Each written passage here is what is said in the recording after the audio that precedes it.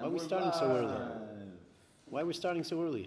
I know, we're actually on time. It's crazy. We're on time. Kanai Nahara. Okay, so we'll begin. Do you need to wait for something or no? No, we're good. No, we're good to go. Awesome. Okay, so we're good to go. And I want to tell you in advance that I'm getting some complaints that our class turned into a talk show.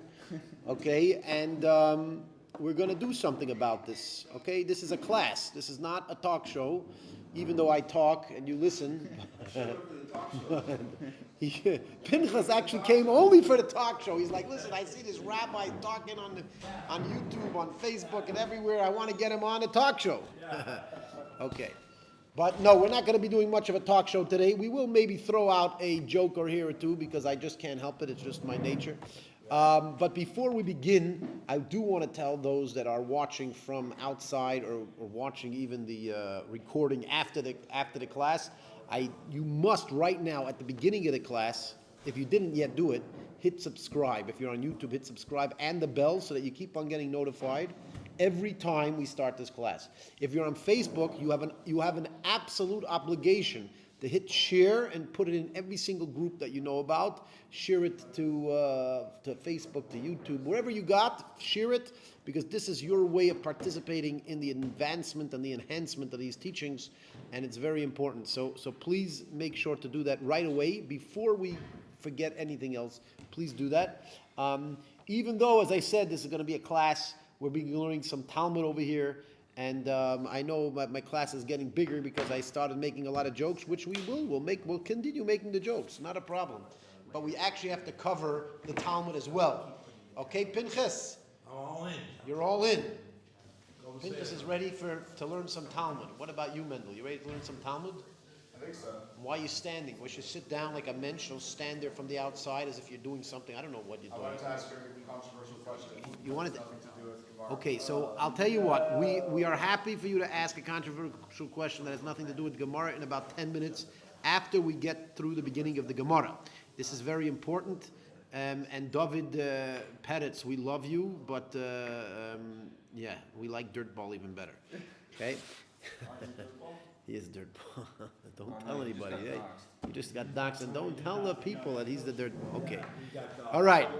Now, I want to remind you guys, I got to remind you guys as follows. We are studying Talmud of Shabbat. We are on page 43A. We're actually started on 42B.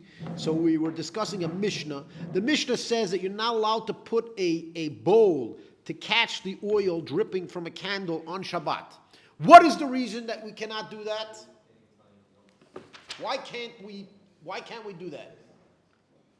Why can't muksa what? What's muksa? Oil's muksa. Okay? Is that what it says in the Mishnah? The bowl is muksa if it's on Shabbat. Huh? It's on Shabbat, the bowl, the kli is muksa. It's on Shabbat. Okay, so everybody, I like the fact that everybody's giving their theories over here, but if you want to properly study the Gemara, you want to understand the Mishnah, the simple answer is the Mishnah doesn't say. Okay?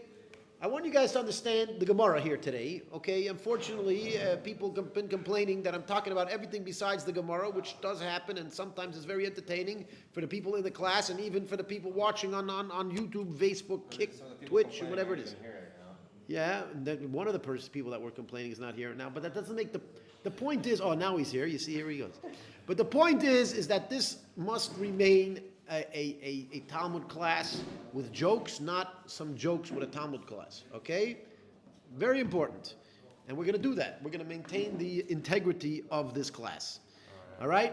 Now, as I said, the Mishnah says you're not allowed to put a bowl on Shabbat to catch dripping oil from a candle. What is the reason the Mishnah gives? The Mishnah doesn't give a reason. Right? And since the Mishnah doesn't give a reason why this is prohibited, that's essentially what the Gemara is going to be discussing, Mr. Dan Tzaddik. Okay? So the Gemara is basically going to spend its time trying to figure out why on earth can I take a bowl and put it under a candle to catch the oil? Right? And it says, by the way, if you put the bowl there the day before, then you're obviously allowed to, because meaning it's not Shabbat, you're allowed to put the bowl there prior to Shabbat to catch the oil. However, you're not allowed to use the oil that drips into it because it is not prepared, it is not ready for Shabbat. Right? Good? Also, because the candle is set aside for mitzvah, you can't use the oil which is coming from the. Okay, so let me remind you, Mendel, something very important you need to know about the Talmud. Okay? Everything that you know from previous information, No, I from learned learning this on the daf. It's in Teshuvah. later on the daf. Okay? When we're speaking to the Mishnah, It's on the Mishnah. it is on the Mishnah. It's on the Mishnah. The Tosfos on the Mishnah says that. It says, yeah, All right. Okay. that's the reason that it gives. Okay. If you say the Tosfos mentions it, it does mention something like that. The point is that the Mishnah does not give a reason. Since the Mishnah does not give a reason, we need to find a reason. And that's what the Gemara is going to do. And even the Tosfos probably did this by looking at other Gemaras. Yeah, I was trying to compare tradition. And by the way, that's why I tell you that Rashi, the job of Rashi is to help you with the Gemara. The job of Tosfos is? To confuse you. No, not Chas v'Shalom. I say Rashi's job, Rashi came to help you make things simpler. And Tosfos came to make things more complicated. And that's actually true. Because Tosfos is assuming you already understand this Gemara. Not only does he assume you already understand this Gemara, he assumes that you understand every single Gemara out there. And now he's going to try to, combobblize, whatever it is. No, to kind of put everything together and explain it the way it needs to be explained. Yeah? Yeah. He says, I know the answer. I know the answer to what question? Somebody says here, Rock the Merciful. Who's Rock the Merciful? Is that one of the people in my class sneaking up on me and Rock the Merciful? Is that actually somebody else that is somewhere else putting a message over here? Apparently it's somebody else. He says, I know the answer, but I don't remember asking a question. Did I ask a question? By the way, please answer the question because I don't know what question it is. Mr. Rock the Merciful, what is the answer to what question? Did I ask a question, Dunza? No, I don't remember. But maybe I did. Maybe I did, and I'm sorry. If I ask a question, please answer it, etc. What's the matter? Good. Now, as I said, Rashi here is to make your life easier, and Tosfos is here to make your life more difficult, and that's just the reality you got to deal with. Okay? So, now, the Mishnah does not give a reason. The Gemara is going to try to figure out the reason. In order for the Gemara to try to figure out the reasoning behind why you're not allowed to take a bowl, which normally you're allowed to take a regular bowl on Shabbat and you're allowed to use it for whatever you want. But here it says you're not allowed to take this bowl and put it under a dripping candle to catch the oil that's dripping off of it. Now, why on earth I can move the bowl for whatever purpose I want except to catch oil dripping from a candle on Shabbat? Why? There's got to be a reason behind it why that prohibition is unique and different to everything else. Huh? What's that? No, I don't want guesses. I want answers. And maybe that's the question. Did I ask? Maybe I asked that question before. Maybe that's what he's trying to speak about. If you have an answer, answer the question, please. Anyways, I'm reminding you guys that if you want to ask a question, you could definitely put it in the comments, whether you're on YouTube, on Facebook, etc. Even if you're in the class, you're also allowed to ask questions. Don Sadiq, if you're in the class, you could ask a question. We're not excluding the class, people in the live class, from this conversation. They're an essential part of this conversation. As a matter of fact, there's more people in this class than there is online. We're trying to change that with your help. If you share this and comment and make a big deal out of it, then maybe we'll have more people in the online than in class. But right now, still in class, we have more people. Okay? Now, again, the Gemara is trying to determine what is the reasoning behind the Mishnah. Why does the Mishnah say you're not allowed to move a bowl, which you are normally allowed to move, but you're not allowed to move it for the purpose of catching oil that is dripping off of a candle? So I want you to understand the Mishnah and what its perspective is. The Mishnah tells you information but doesn't give you reason. Now the Gemara is going to try to analyze and figure out what in fact is the reason behind this rule. Okay? Makes sense? Again, who said the word muksa? You see the word muksa in the Mishnah? No. Who told you the word muksa? Where did you get the word muksa from? No, you got it from me. Okay, where did I get it from? I got it from rabbis, from community, from culture. We know the word muksa. But you know where the word muksa comes from? I'm going to tell you, Dan Sadiq, something very interesting. The word muksa essentially is coming from this very Gemara. This is the original source of the concept of muksa. Okay, and now our Gemara, you have to realize that our Gemara is coming up with the concept, or going to introduce for the first time the concept of muksa, and therefore you have to understand the Gemara is trying to analyze it from scratch to bring it out from the beginning. Okay, and it's being brought out from this particular rule of this Mishnah that you're not allowed to take a bowl and put it under a candle to catch the dripping oil. Okay, in order to begin the analysis, the Gemara starts the analysis as follows. The Gemara starts the analysis by quoting Rav Chisda. And I want to tell you something that guys in this class have been having a very hard time understanding. Rav Chisda was not necessarily commenting on the Mishnah. Rav Chisda was a completely independent person that said something about, we don't know what he said it about. Okay? He said it about something or other. Now, because of his statement, we're actually, Rav Chisda's statement also is very similar to the Mishnah, where it gives a rule and it doesn't explain why. And based on Rav Chisda's rule, somebody's going to try to analyze Rav Chisda's reasoning, and based on Rav Chisda's reasoning, we're going to try to pivot back and use the same reasoning to explain the Mishnah.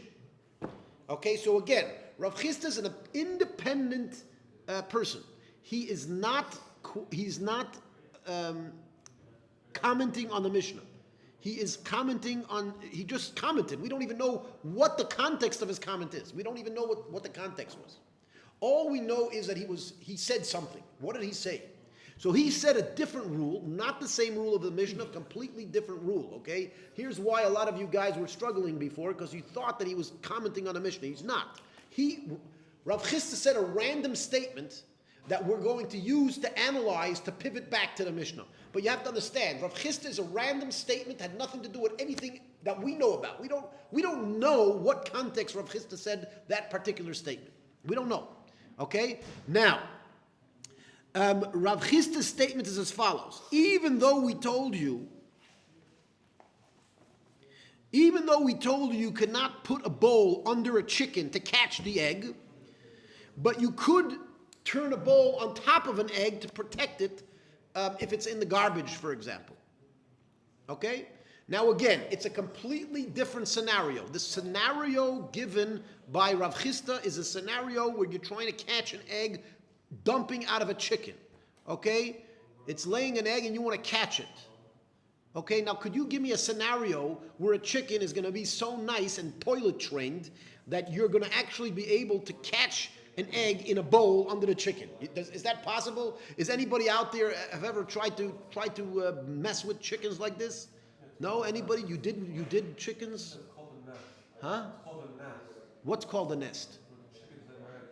First of all, not really. The chickens don't always lay their eggs. They don't always make a nest. They try to find a soft spot. They try to find a safe spot to lay their eggs. However, one thing for sure is I've never heard of a toilet-trained chicken that can literally lay an egg in a bowl.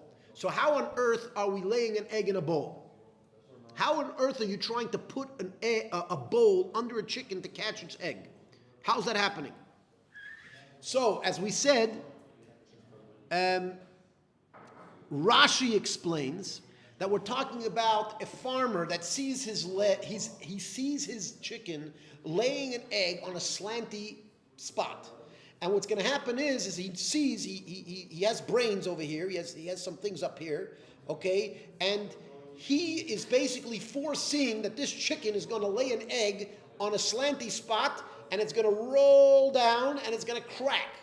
In order to prevent him from losing this egg, he wants to put a bowl aiming it where the chicken's going to lay it, on the top.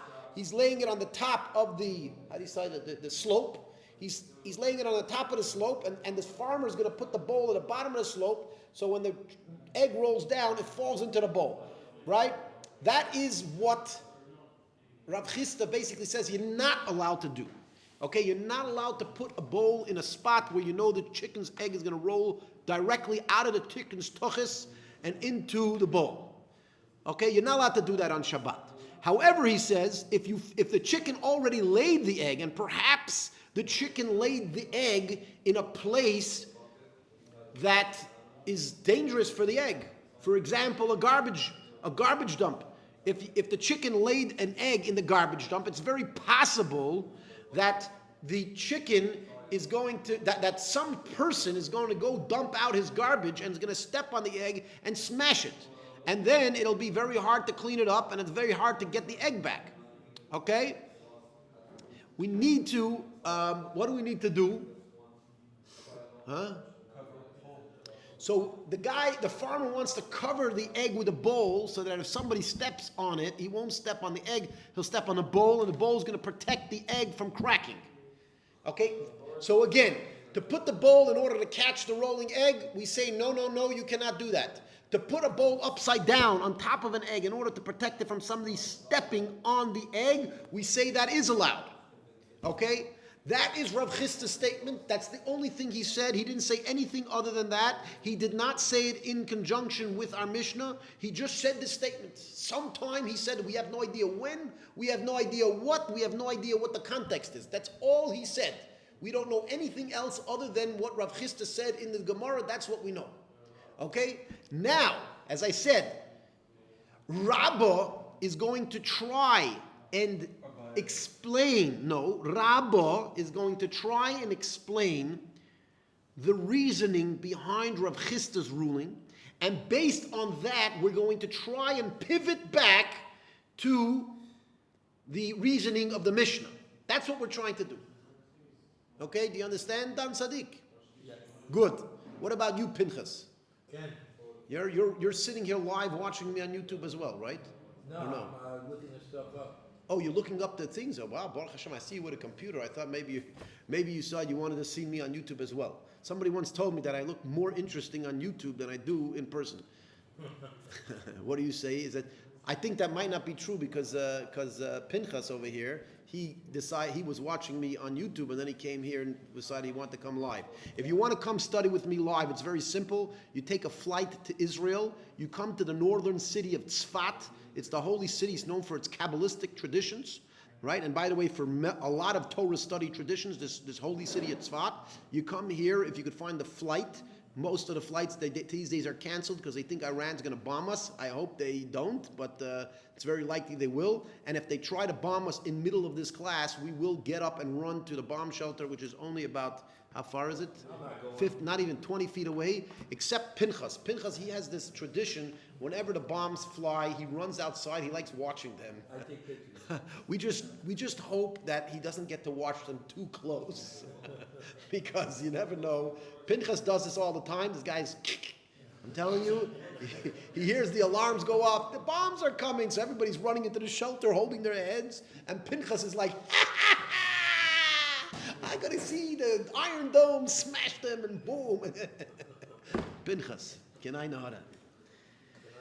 Yes, I'm not going to be joining you on your run today, Pinchas. I hope it's not. I hope we don't have to go on the run today, but I'm not going to be joining you. Anyways, back to what we're saying. What are we saying? So again, Rav Chisda said something independent about the two usages of a bowl to protect an egg. One is protecting a falling egg to catch it in the bowl. One is protect an egg that's already there by putting the bowl upside down on top of the egg. Those are our two options in this situation. Okay? Good. Where are we?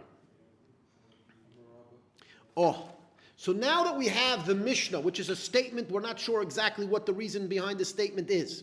And we have Rav Chisda, who said another statement that we're not sure what it is. Comes Rabbah, and the Rabbah is going to try to explain the reasoning of Rav Chisda, and through the explanation of Rabbah trying to explain the reasoning of Rav Chisda, we're going to try to understand the reasoning of the Mishnah. Does that make sense?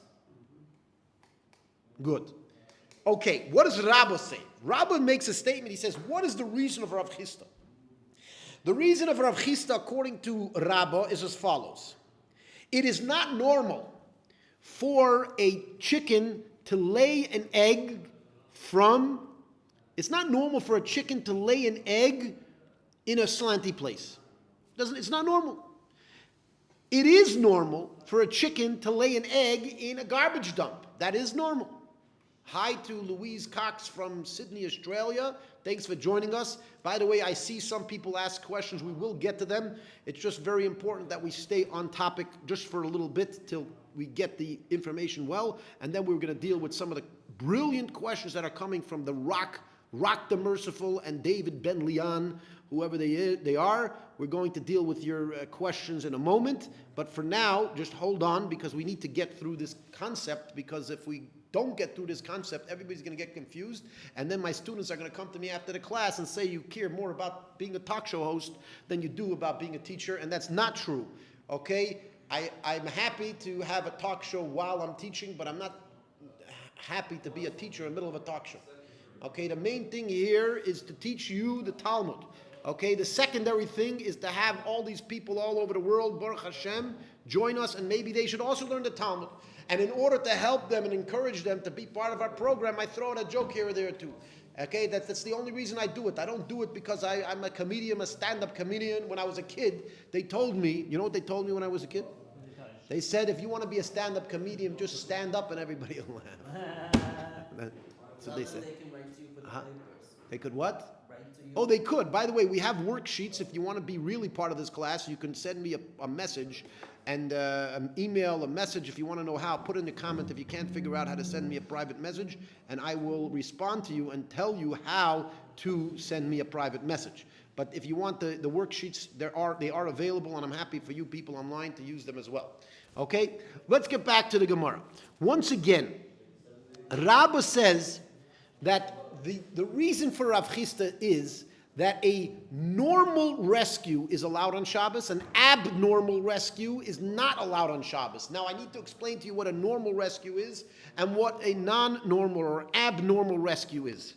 We're not talking about saving somebody's life, because on Shabbat you're always allowed to save somebody's life. There's no problem with that whatsoever. Okay? That's not what we're dealing with. When we're trying to say you're trying to rescue a piece of property, a piece of value, you're trying to rescue that piece of value, okay? In those situations, if it's normal for you to need to do that rescue, it proves that prior to Shabbat, you already intended for that possibility because it's a normal possibility. And because you intended that I might need to protect this particular piece of property on Shabbat, therefore you're allowed to engage in that rescue on Shabbat, because at least subconsciously, in your mind prior to Shabbat, it was extremely likely that you will need to do this on Shabbat. However, if it's an abnormal rescue, if it's something that's not normal to happen on Shabbat, or not normal to happen at all, right? Only every once in a while you see an interesting situation where you're like, oh, if I don't do something, something might break. For example, if you're walking down the street and you see from the 5th floor is falling a beautiful vase made out of crystal. Crystal vase is falling from the 5th floor, and you know, if I run and I catch it, I might actually be able to prevent it from cracking. Is it normal for that to happen? Is it normal for a silver vase to fall out of a 5th floor? Yitzchak says it depends. So let me ask you something, Yitzchak, if you think it depends, okay? Mr. Yitzchak over here, could you please tell me how many times did you see a vase fall out of a 5th story window? Well, I want an answer to the question. How many times did you, Yitzchak, actually see a vase falling out of a 5th story window? How many times? No. Again. I don't want you to be what they call in Yiddish an Iber Chacham. You know what an Iber Chacham is? Do you know what an Iber Chacham is? Iber Chacham is like an overwise, it's like a wise guy. A wise guy, like Iber really means like on top of, or a greater wise. You're going to figure out how to be smarter than me, okay? Again, if you can't answer the question, we're going to go to Ruvain. Ruvain, how many times in your life did you see a crystal vase fall out of a 5th story window? 1.5? Never. You never saw it. Never happened. And since it never happened, it's obviously not considered a common rescue.